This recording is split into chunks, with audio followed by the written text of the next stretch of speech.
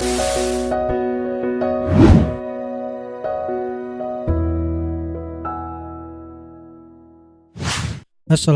warahmatullahi wabarakatuh. Kembali lagi bersama saya Andi Kebayastayanto dalam materi mata kuliah pemrograman berbasis objek. Sekarang kita sudah masuk ke pertemuan 9, di mana pertemuan 9 ini nanti kita akan dibagi menjadi 2 video lagi. Untuk video yang pertama yaitu membuat form dengan G-frame form dan objek swing. Di mana waktu kita pertemuan 6 kemarin itu kita sudah membuat form atau kita sudah mengenal yang namanya form, tapi dengan metode full script. Apa itu full script? Jadi ya kita menggunakan satu filenya masih pakai Java class. Yang kedua, kita membuat formnya masih menggunakan full script ya. Jadi misalkan untuk membuat frame-nya itu kan biasanya kotak. Nah, kotak itu ada ukurannya, misalkan ada height dan weight-nya itu berapa dan segala macamnya untuk membuat objek dan yang lainnya. Nah, sekarang di pertemuan 9 atau setelah UTS ini kita akan lebih fokus membuat form tapi dengan metode yaitu drag and drop. Apa sih Pak metode drag and drop? Jadi metode drag and drop ini nanti kita membuat formnya hanya tinggal ambil objek drag dan drop gitu aja. Jadi tidak perlu menggunakan script lagi. Nah, nanti untuk filenya kita tidak perlu menggunakan Java class lagi, tapi sudah menggunakan namanya G-frame form. Makanya di sini judulnya adalah G-frame form. Terus objek-objeknya misalkan seperti text field, terus ada cap, ada label, terus ada combo box, ada radio button dan sebagainya. Itu nanti kita menggunakan namanya object swing. Kalau yang waktu pertemuan 6 kemarin kita untuk membuat sebuah text field atau button atau text area kemarin itu kan kita harus menggunakan coding yang begitu banyak, tapi sekarang kita hanya tinggal proses drag and drop ya. Nah, untuk membuat formnya di slide itu hanya ada 3 slide aja, jadi saya sarankan kalian membukanya di modul ya, karena untuk setelah slide yang keempat nih itu, nah ini untuk video keduanya ya setelah video 1 ini. Nah, kita buka untuk modulnya aja, yaitu di halaman ini yang bab 10. Halamannya tidak ada ya, jadi saya patokannya adalah bab 10. Baik, untuk membuat form ini langkah-langkahnya sudah terlihat. Jadi kalian silakan buka Javanya, terus tambahkan di yang kemarin aja di form konvensional karena masih satu materi ya, yaitu membuat form, tapi bedanya hanya beda di filenya saja. Nah, sekarang membuatnya langkah-langkahnya pertama dari form atau short packet form konvensional, diklik kanan, kemudian new, kemudian G-frame form ya, G-frame form bukan Java class lagi tapi G-frame form. Jadi diklik dulu. Baik, ini kita kasih frame-nya itu ini aja ya, latihan 6 aja. Jadi biar sebelumnya. Kalau di modul itu membuat nama filenya itu adalah frame 1. Tapi kita lanjutin yang kemarin aja, yaitu latihan 6. Latihan 6 tanpa spasi. Sudah, kemudian di finish. Nah, nanti jika filenya dia sudah menggunakan G-frame form, berarti nanti untuk palette-nya sudah ada. Ini layar untuk kita mau nyisipin objek-objeknya. Ada label, ada button ya, ada ini toggle button, ada checkbox, listbox, combo box dan sampai table di sini. Kalau di layar sebelah yang tengah ini itu sebenarnya ada 2 tampilan. Yang pertama adalah tampilan desain yang di sini ya. Jadi tampilannya hanya kotak aja. Tapi nanti ada tampilan yang keduanya yaitu source. Saya klik nih source. Bedanya apa Pak? Jadi kita kalau mau ngedesain, mau misalkan naruh label, mau naruh button, text field dan segala macam, itu di tampilan desain. Ya, misalkan gini. Saya tulis label di tampilan palette-nya, di layar palette-nya, terus taruh di sini. Ya. Terus saya kasih text field. Text field itu di sini. Saya klik, terus biarkan aja, nggak usah ditahan. Ini jatuhnya kayak drag and drop ya. Nah, ini biasanya ada garis bantunya untuk ngelurusin jadi biar rapi, terus klik lagi. Nah, itu kita menggunakan namanya metode drag and drop, jadi hanya klik taruh gitu. Nah, ini gunakan di tampilan desain ya, hanya di tampilan desain. Tapi kalau misalkan kalian mau ngoding, itu ada dua caranya. Pertama, kita klik, misalkan saya mau kasih coding di text field ini ya, saya kasih coding text field ini, tinggal klik kanan terus event, nanti eventnya apa ya. Kalau kemarin kan kita sudah belajar nama komponen-komponen yang ada di from itu ada apa aja ya, ada objeknya, terus ada event, terus ada listenernya. Nah, di sini kita bisa klik kanan, event, terus actionnya apa aja, baru nanti keluar untuk listenernya tuh masing-masing ada. Atau kalian bisa klik 2 kali. Cuman kalau metode pakai klik 2 kali ini, dia defaultnya adalah saya klik 2 kali ya. Nih, nanti dia eventnya, untuk default eventnya ada action perform ya. Jadi nanti dia eventnya adalah untuk default ya, kalau diklik 2 kali, klik kanan, event, action, terus action perform, itu kalau kalian 2 kali. Tapi kalau misalkan nanti disuruh eventnya pakai key ya, berarti nanti kalian manual, yaitu diklik kanan, event, terus cari eventnya adalah key, terus action listenernya itu apa, misalkan key press, key release, atau key type gitu ya.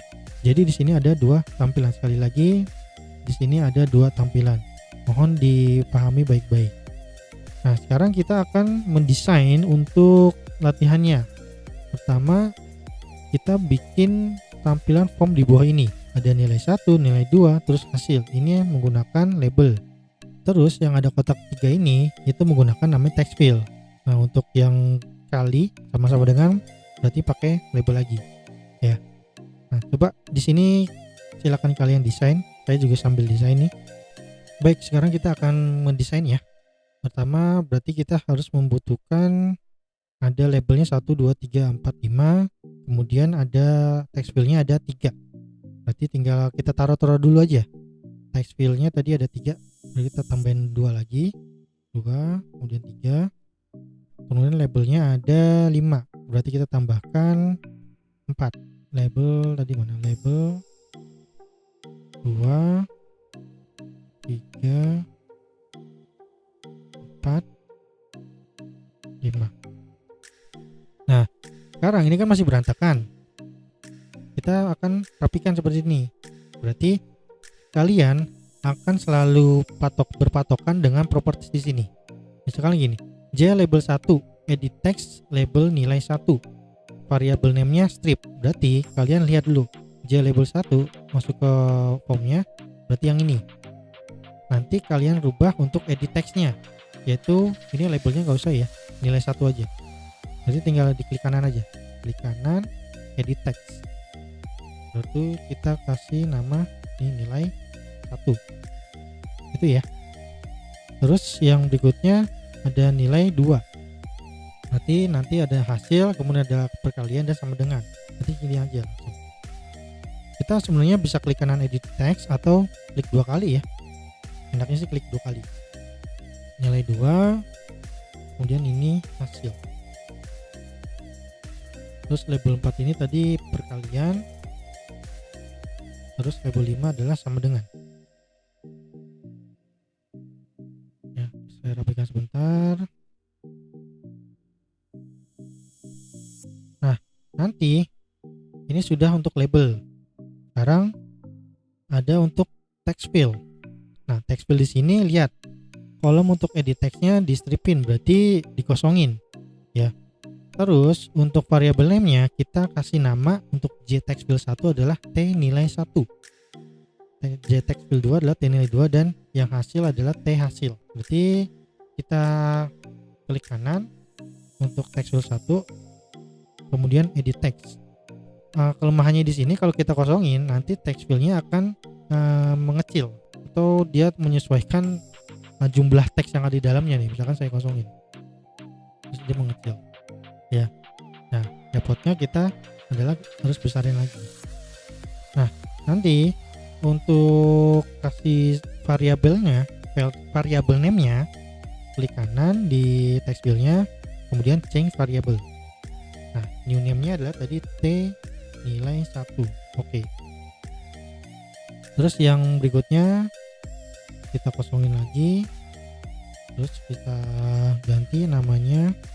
Ini seperti biasa ya, pasti dia akan mengecil. Klik kanan, change variable, jadi T nilai 2. Oke. Ini juga sama. Saya kasih variabelnya dulu, T hasil. Oke, baru nanti kita kosongin.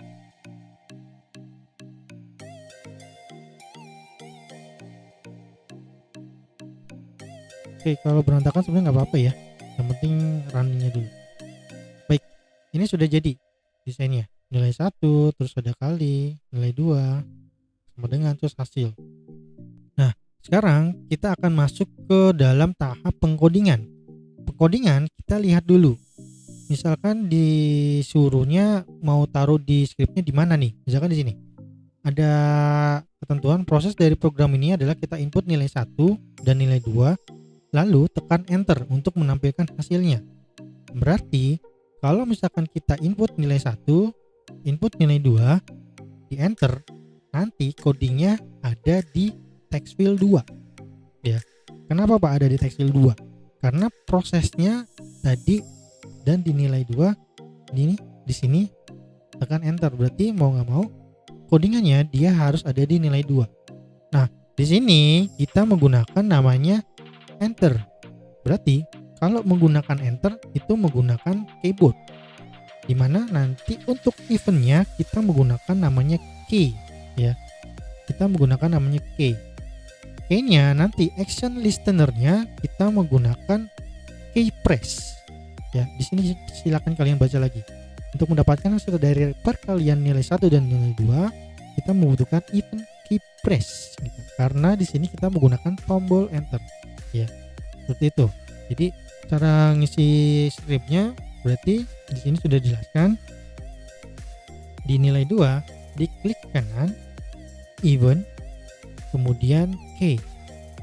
Key nanti action listener-nya ada 2, key press, key release, dan key type. Kalau kita kan tekan berarti di key press, berarti kita klik. Ini saya zoom out dulu, saya kosongin. Nah, berarti di sini ada private void T nilai key press.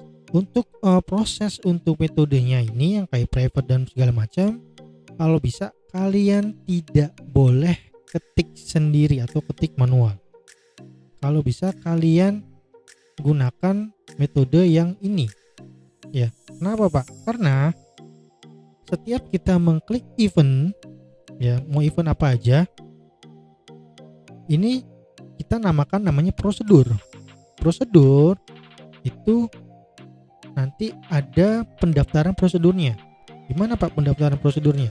Nah, nanti untuk pendaftaran prosedurnya itu biasanya ada di generate code.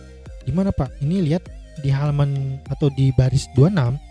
Ini kan dia di ke atas ini atau masih dipersempit layarnya. Kalau kalian klik nih plusnya, itu sebenarnya banyak tuh. Itu. Ini banyak. Nah, untuk pendaftaran prosedurnya tadi untuk key press. Nih, di sini. Makanya nggak boleh sembarangan kalian ketik manual. Boleh misalkan kalian ngetik manual yang di sini nih. Event misalkan key press. Di sini. Berarti nanti kalian tinggal private void belum enggak. Tapi kalian harus mengetikkan yang tadi tuh, yang di line atau baris 26 yaitu T nilai 2 tadi ya. Ini. Apakah kalian hafal? Tentu pasti tidak hafal. Ya. Makanya tadi untuk kelebihan mendesain form menggunakan Gframe form ya seperti ini. Jadi kalian hanya tinggal drag and drop, terus kasih scriptnya, otomatis nanti untuk pendaftaran prosedur dan segala macam itu akan diketik otomatis ya. Jadi seperti itu. Pokoknya kalian sangat tidak disarankan jika sudah menggunakan Gframe form tidak boleh mengetik manual, tapi menggunakan event ini ya. Gitu, di press. Baik, Sekarang kita lanjut ke codingnya untuk T nilai 2 keypress. Jadi untuk scriptnya ini adalah if ivt code ya. Nah, di sini saya akan ngetik codingnya dulu ya. Yaitu pertama if event itu event ya. Titik get key kode. Kemudian sama dengannya 2 kali key event titik, kita pakai tombol enter ya, berarti PK enter, ini langsung enter nih. Kalau kalian di ASCII enter itu kode tombolnya adalah 13 gitu, tapi kalau di sini kita hanya menggunakan virtual keyboard enter. PK itu virtual keyboard, buka kurung kurawal, kemudian kita masuk ke dalamnya yaitu pendeklarasian variable. Integer A adalah integer in, kemudian ini dinilai 1 dot get text itu ngambil ya, kemudian titik koma, ini saya copy aja, kasih B, kemudian T nilai 2, terus integer C, ini saya coding dulu ya, penjelasannya nanti dulu. Dikali B, kemudian T hasil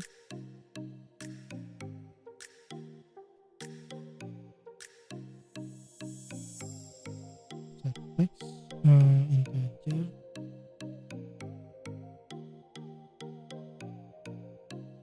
string adalah C. Baik, sudah. Nah, di sini ada di slide itu sebenarnya juga ada penjelasannya untuk penjelasan scriptnya ya. Jadi intinya di sini ada 2 jenis pengkonversian dalam Java. Pertama, integer titik parse in T nilai 1 get text. Artinya nilai T nilai 1 diambil dan dikonversi ke tipe data integer. Jadi ini kalau bahasa ini kan agak pusing ya. Jadi kalau kita tampilan desain dulu.